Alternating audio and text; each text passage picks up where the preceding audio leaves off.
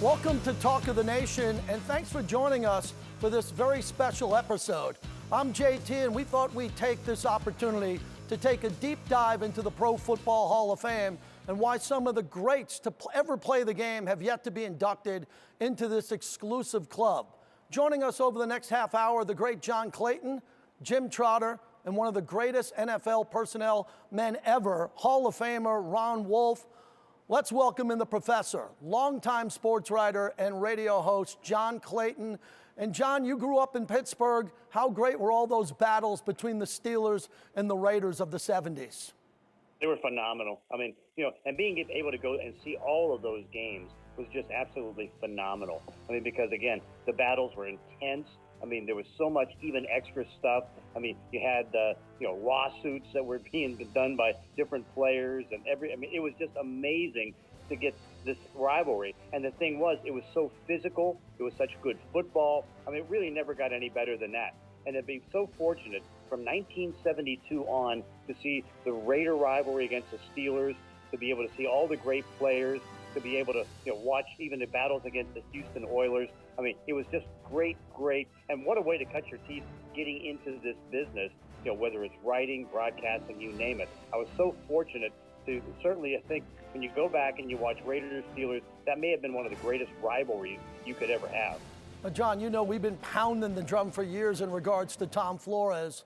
The Raider Nation believes his induction into the Hall of Fame is long overdue. And I think it'll happen here within the next year or two, because the biggest thing, and as you know, I've been the biggest advocate, thanks to Will McDonough. When Will McDonough, I used to sit next to him, and he was the biggest advocate for having a coach-contributor type of selection. And fortunately, after all these years, and I kept on pushing for the contributor and the coach, we got the contributor, and now finally we've got the coach. And so because of this, we can now, for the next few years, maybe 4 years or so, try to catch up. Because what ends up happening is if you have Tom Flores, whatever coach is out there going against the player is usually going to win, because the player is the one that has the Pro Bowls, the years of service, and all that stuff. And that's held things back for most of the coaches. Now, at least for a 4-year period, we have a chance to get Tom Flores in and catch up on that. John, do you think the NFL will revamp the process in any way because of these video game stats that we're seeing now with the modern day players compared to the legends who came before them?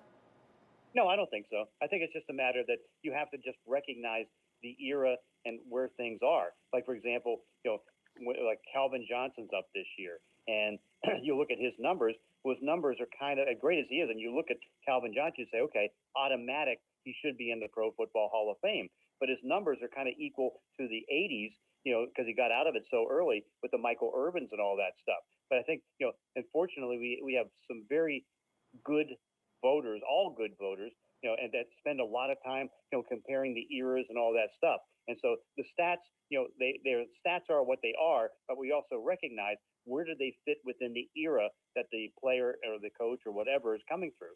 Well, John, I think you're one of the great NFL contributors of all time. Thanks for joining us. We really appreciate it. And coming up next from NFL Network, Jim Trotter joins us on Talk of the Nation. This has been brought to you by Allegiant, the official airline of the Las Vegas Raiders. Low fares, nonstop flights.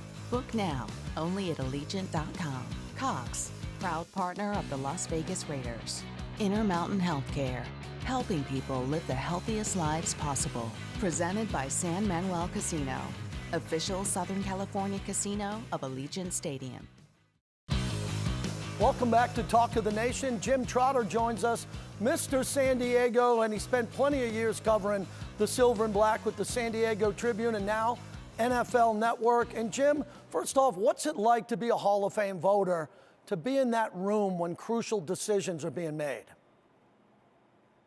Ooh, that could probably take up your whole show. It's God, how many words? Always come back to this. I just feel there's a great sense of responsibility when you sit in that room. And I never really realized how much responsibility until after I had been in it and after I had gone to the homes of some players after they had been voted into the Hall of Fame. And one story sticks out in my head.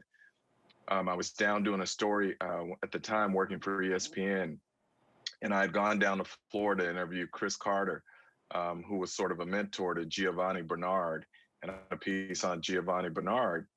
And while I was at Chris's home, he took me into his office, and sitting on the desk was a binder with photos from when he was inducted into the Hall of Fame, as well as some other memorabilia.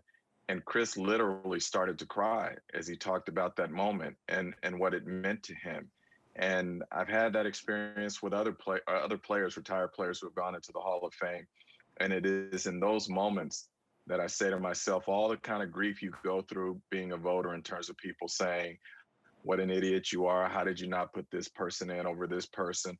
All those sorts of things. It brings it full circle for me and says that what we're doing, there's a tremendous responsibility in doing it. And I take it very seriously. And I think the other voters do as well. Let's get into the challenge of selecting players in the modern day NFL with inflated stats and some of the rule changes and why it's becoming difficult for some of the historical guys to get in. No question about that.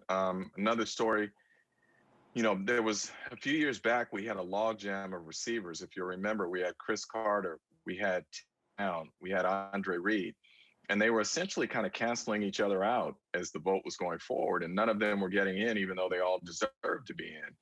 And so I remember in trying to explain the process to some folks about how you go about voting, I said that when you're looking at these receivers, you wanted to try and apply some context in certain situations. I said, for instance, some may say, well, one of these players played, in California in warm weather, so that in December, November, December, January, weather wasn't a factor and played in a pass-centric offense versus maybe another player who played back east, where it's much tougher to throw the football in the cold of November, December, January, and is in more of a run-centric offense. And I remember Tim came back at me after that and was like, wow, I didn't realize all of my success was because I played in California in a pass-centric offense. And my point was that's not what I was saying at all. What I was saying is that when you have so many players who are close together, you start talking about the context and how different numbers were achieved and those sorts of things. So in terms of trying to compare these modern era guys or these fantasy football era guys with guys who preceded them, you have to take into account what the game was like previously.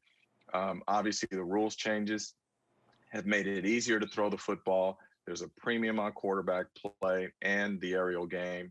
And so I'm personally am not going to penalize a player from an earlier era simply because the rules were different, the game was different. I think you have to look at the impact that that player had during his time and the consistency of greatness of that player during that time. At least that's how I do it. Yeah, I want to get into that more because the committee, it's a tough decision. Stats over the impact on the game of football. That's really a big conversation with a lot of fans we all talk to. It's not for me. I mean, and you can tell me I'm wrong or an idiot. I don't go by stats as much as I go by my eyes. Mm-hmm. And you know who impact players are when you see them on the field. If one player, for instance, one receiver, for instance, is getting only 5 targets a game, and the other player is getting 12 targets a game, and that player with 5 is doing as much or having a bigger impact as that player who's getting 12, that speaks to me. So I think sometimes look, if all we wanted to do was use stats to put players in the Hall of Fame, you don't need voters. You just go down the list and say who had the most catches, who had the most sacks, who had the most touchdown passes, and you put those people in. But that's not what this is about. This is supposed to be about the impact between the white lines, and therefore you cannot look solely at stats. Well, Jim, all of us around here, we expect Tom Flores to get in this year. Why, in your opinion, did it take so long if he does get in? Look, JT, I have no idea. I mean, I've been pushing for Tom Flores for quite some time. I mean, look, the reality is when you talk about, we always say that you make your greatness in the postseason. And when you look at coaches who have appeared in 10 or more playoff games as a minimum, Tom Flores, his winning percentage ranks behind only one coach. And that coach is Vince Lombardi. That says something. So I'll never forget one time I was arguing for him in the room, and I had someone say to me, well, he inherited a team that was like 33-11 or something like that prior to him taking over. And my response to that was, well, how many Super Bowls did that coach before him win with that team that won 33, that went 33-11 over those previous 3 years or whatever it was? I said, Tom Flores has doubled up on that coach, and that coach is in the Hall of Fame. So from my standpoint, again, I'm trying to compare apples to apples here when I'm looking at coaches in particular. And Tom Flores deserves to be in. When you talk about the fact that I think when the wild card came into to play, no team over the first 18 years, I believe, had won a championship as a wild card. Tom Flores and the Raiders were the first to do it. When you talk about beating the Washington football team in the Super Bowl, people tend to forget that folks were talking about that possibly being one of the greatest teams ever before that Super Bowl, because it had rolled its opponents in the NFC playoffs and had won the Super Bowl the previous year. And yet the Raiders went in and just completely dominated that team. The other thing we forget is that he had to field a team that did not have a home stadium, basically, for 1 year when the Raiders were down in LA and they're training in Anaheim. Imagine playing 16 consecutive road games, essentially, is what it is. And yet he got his team through that.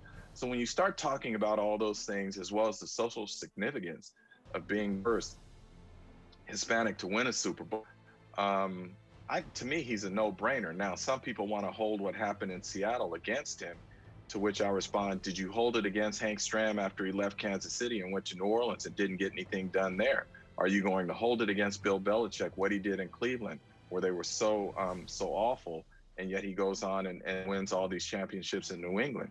So to me, you can cherry pick things and try and make any argument you want, but I still come back to this. When you talk about coaches in the postseason, those who have had some longevity, those who have 10 games in the postseason, only one coach has a better winning percentage than Tom Flores. And again, that's Vince Lombardi, who was 9-1. Tremendous points on Tom Flores. Amazing. Let's wrap it up with the Huddle and Flow podcast. I downloaded it with Steve Weish. It's incredible. Tell us about it, how it came about. You know, it's funny. When I joined the NFL Network in 2018, Steve and I went to Matt and said, hey, we'd like to do a podcast that dealt with issues we want to talk about, whether it's football issues or cultural issues, social justice issues. And initially, you know, there appeared to be people seemed to be receptive, but it never got any traction and never got off the ground. Now, fast forward to 2020, after the death of George Floyd, and there's sort of this awakening in society and people talking about social justice and police brutality and all these things. And they came back to us and said, hey, that podcast, are you guys ready to do it? That's kind of how it got off the ground. So what Steve and I try and do with that podcast is to shine a light on issues and topics that we feel aren't getting enough attention, whatever it may be. And for instance, today we have Sean Payton on, and Sean Payton talks about, you know, the lack of diversity among head coaches and GMs and how this is an ownership and not a league issue. He talks about ways that maybe we can improve it. He talks about his voice in terms of speaking out on gun violence and why he's able to do it. And he will tell you the reason he can get away with it is because they're winning. If they weren't winning down in Louisiana, he probably would not be able to say some of the things that he says. So for us, we talk about those issues. We talk about cultural issues. We talk about football, and we just try and have fun. And we try and ask questions or address issues that we think fans would want to ask or want to hear talked about, you know, if they could sit in our chairs. So we're still learning. We say to everyone, go to the podcast, subscribe, and then leave us a message and tell us what you want to hear about or what topics you'd see addressed or what guests you'd like for us to have on, and we'll try and make that happen. Well, that was a Hall of Fame conversation. Thank you, Jim. Coming up, one of the greats of all time, Hall of Famer Ron Wolf joins us on Talk of the Nation. Brought to you by Modelo, setting the gold standard for authentic Mexican beer since 1925. Modelo, brewed for those with a fighting spirit. Welcome back to Talk of the Nation. We welcome in Hall of Famer Ron Wolf. And Ron, you began your career as a scout for the Raiders in 1963, 23 seasons, helping build the Raiders franchise that was one of the most successful in all of sports during that time. What did it mean to you to be a Raider? Well, it meant a great deal. First of all, it was a wonderful opportunity that was presented to me by Al Davis to come out on a trial basis in 1963, his first year. I came out there in May of 1963. It lasted a long time. You were on the staff that drafted Cliff Branch. What did you see out of Cliff coming out of college, and why hasn't he made it through the process yet? Well, it's a travesty, first of all, that he's not in the Hall of Fame. We'll get that out of the way in a hurry. There are people in the Hall of Fame that are being put in the Hall of Fame now who were never first-team All-Pro or only 1 year first-team All-Pro. And Cliff Branch was a 3-time All-Pro, means unanimous All-Pro. What we saw in Cliff Branch is really Kent McClellan was an area scout, and it comes down to one thing. It's a reason I just read yesterday, in fact, that the Raiders took a guy from Alabama, #1, because of his speed, and that was the same thing with Branch. Now, we thought we could get out of Branch 1 year as a returner, but he could never master that. And the greatest thing that happened to Cliff Branch was this. Freddie Biletnikoff took him under his wing and showed him how to become a professional football wide receiver.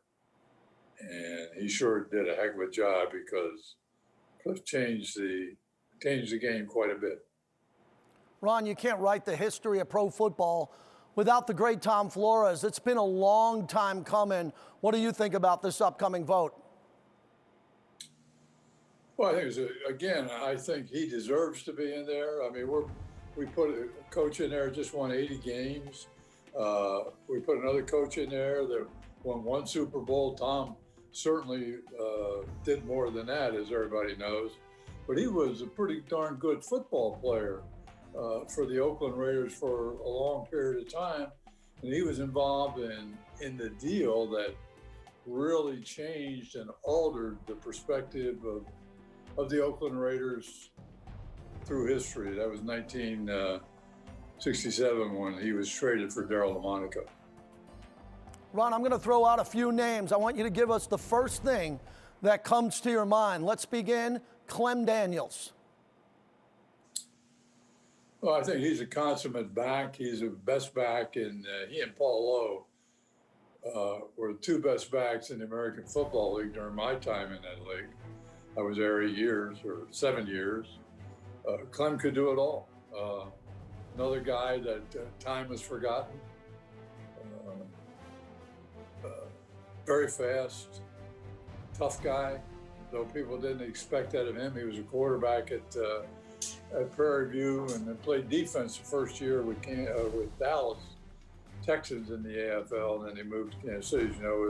Fortunately, the Raiders ended up with him, and he became a huge part of our success early on because of his ability to catch and run. He's exceptional in both those areas.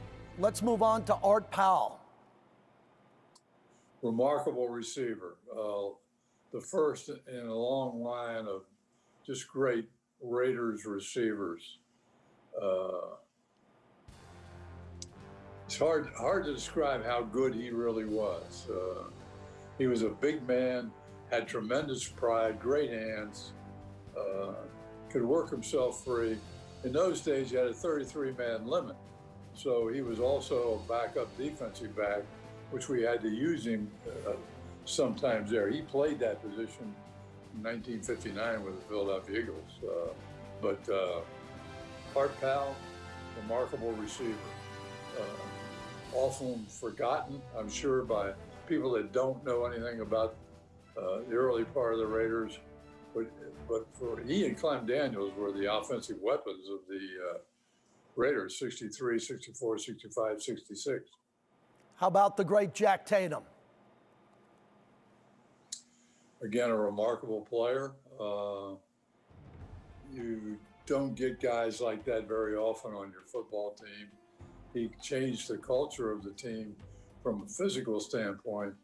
A remarkable athlete, very fast, but extremely tough. And he is the only player that I can recall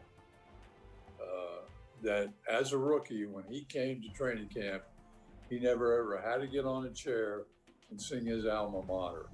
That was the aura that he presented. He must have had some sort of musk smell that said, "Don't mess with me or you're going to get in trouble." And again, just a tremendous, tremendous football player, a guy that should be in Canton. Again, because of some of the people that are going into Canton. Well, you're remarkable, Ron. Thanks so much for doing this. When we come back, my closing thoughts on Talk of the Nation. Coors Light, an official beer of Raider Nation, made to chill. Welcome back to Talk of the Nation. As you can see behind me, the Raiders take the Hall of Fame very seriously. And now it's time for the voting committee to do what's right and put Tom Flores into the Pro Football Hall of Fame. Tom and his wife and his family deserve that right now, and hopefully he goes in with the great Charles Woodson. But I'd be remiss if I didn't mention Mark Davis's best friend, the late, great Cliff Branch, a three-time Super Bowl champ and one of the greatest wide receivers of all time. How about Jim Plunkett, a two-time Super Bowl champ and a Super Bowl MVP, one of the great winners in Raiders history, and the judge, Lester Hayes, one of the greatest cover cornerbacks of all time. All of these gentlemen deserve to get in right now. Thanks for joining us on this special Hall of Fame edition of Talk of the Nation. I'm JT. We'll see you next time. This has been brought to you by Allegiant, the official airline of the Las Vegas Raiders. Low fares, nonstop flights. Book now, only at Allegiant.com. Intermountain Healthcare, helping people live the healthiest lives possible. Brought to you by Credit One Bank, the official credit card of the Raiders. Cox, proud partner of the Las Vegas Raiders.